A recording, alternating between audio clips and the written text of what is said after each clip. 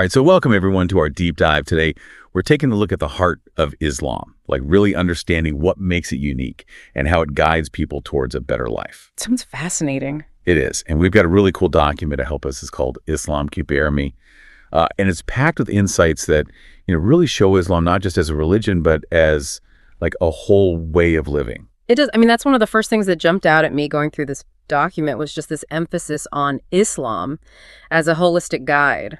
A blueprint for a fulfilling life. That's cool. And it starts off by introducing Tawheed, like this belief in the oneness of Allah. Can you kind of break that down for us a little bit?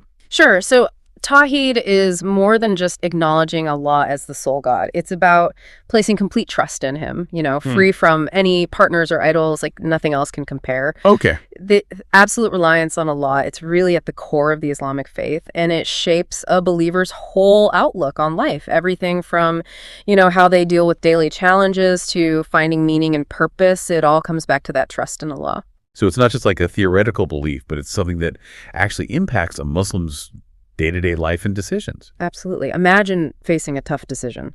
A believer grounded in Tawheed. They seek guidance and strength solely from Allah, knowing that, ultimately that's where their reliance lies, that unwavering trust. It brings this sense of peace and stability even when things are uncertain. That's powerful. And, speaking of powerful, the document also talks about Islam's commitment to peace and justice. Yes. There's this really striking hadith about human equality that says, all humans are equal. An Arab has no superiority over a non-Arab, nor does a white person have superiority over a black person, except by piety. Like, wow, what really hits you about that statement? It's incredible, especially when you consider the historical context. 1,400 years ago when this was revealed, social hierarchies where the norm inequality was just a fact of life. And Islam comes forth with this radical message of equality. And it wasn't just words. Early Muslims actually put this into practice. There's the story of Bilal ibn Rabah. He was a former slave of African origin, and Prophet Muhammad shows him to be the first muezzin. Really? Yes, the one who calls Muslims to prayer. And this act, it sent a strong message about true equality within the Muslim community. That's a really great example, and it makes you think about how relevant that message still is today, right? When we're grappling with discrimination and prejudice. Absolutely. It underscores the timelessness of Islamic teachings. They offer guidance that's just as valuable now as it was centuries ago. Absolutely. Now, shifting gears a bit, the document talks about the importance of sincere worship in Islam. Yeah. It mentions practices like the 5 pillars of Islam, but it doesn't really get into what those are. Can you kind of shed some light on that for our listeners who might not be familiar? Sure. So the 5 pillars, they're like the foundational practices for Muslims. You have Salah, which is prayer, zakat, which is charity, Saum, which is fasting, Hajj, the pilgrimage, and Shahada, the declaration of faith. Right. Each pillar serves a unique purpose. It fosters spiritual growth, social responsibility, a deeper connection with Allah. But the key is sincerity.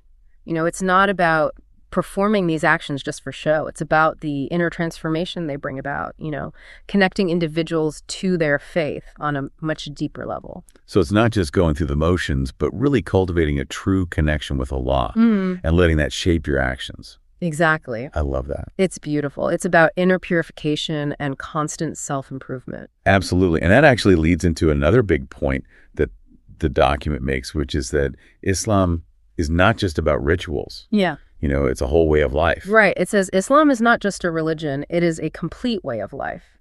And it highlights love as the key to success. But it's not just self-love. It extends outwards, to family, community, and ultimately all of humanity. And that ties into the concept of Ummah, the global Muslim community. It does. Ummah emphasizes unity and support among Muslims worldwide. It creates this beautiful sense of belonging and shared responsibility. Imagine the potential for positive change. If we all embrace that kind of love and support for one another, regardless of faith or background. That's a powerful vision. And, leads us to this really thought-provoking question that the document poses.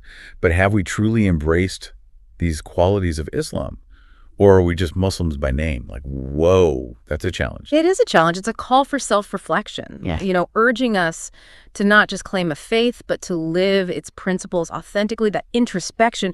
It's vital for both individual growth and for creating a society that truly reflects the spirit of Islam. Actions speak louder than words. Exactly. It's about how we treat one another, how we contribute to making the world a better place. Walking the walk, not just talking the talk. So in our deep dive today, we've explored some pretty key principles of Islam: the oneness of God, the pursuit of peace and justice, sincere worship, the power's love within the Ummah. It's been quite a journey. It has, and it paints a beautiful picture of Islam as a guide towards a fulfilling and meaningful life. Yes, and I think it offers wisdom that can resonate with anyone you know, regardless of their personal beliefs. I agree.